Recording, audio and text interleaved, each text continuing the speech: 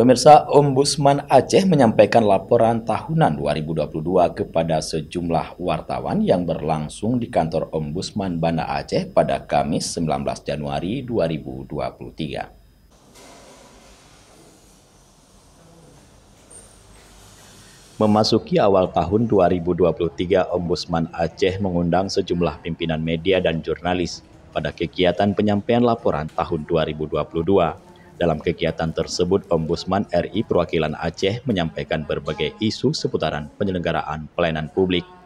Kepala Ombudsman RI Perwakilan Aceh, Dian Rubianti, memaparkan data laporan masyarakat yang diterima Ombudsman Aceh pada tahun 2022 berjumlah 201 laporan dan yang diselesaikan sebanyak 179 laporan. Terkait dugaan maladministrasi yang dilaporkan masyarakat, paling banyak adalah penundaan berlarut, sebesar 30 laporan. Nah, jadi untuk pemberitaan media adalah salah satu pintu masuk bagi Ombudsman untuk memperbaiki mutu pelayanan publik di Aceh. Jadi yang pertama, ketika ada berita di semua media, maka itu menjadi perhatian Ombudsman. Jadi ketika satu isu diberitakan oleh semua media, wah berarti ini perlu menjadi perhatian, itu jadi pintu masuk.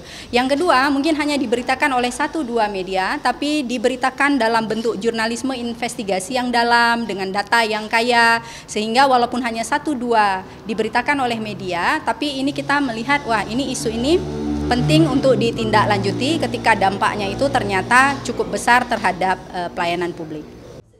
Dian Rubianti menyampaikan laporan yang sudah masuk akan ditindaklanjuti oleh tim pemeriksaan laporan.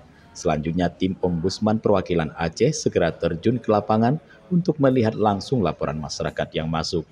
Langkah ini dilakukan Ombudsman dalam rangka peningkatan kualitas pelayanan publik dan percepatan penyelesaian pengaduan masyarakat dalam penyelenggaraan pelayanan publik di Aceh.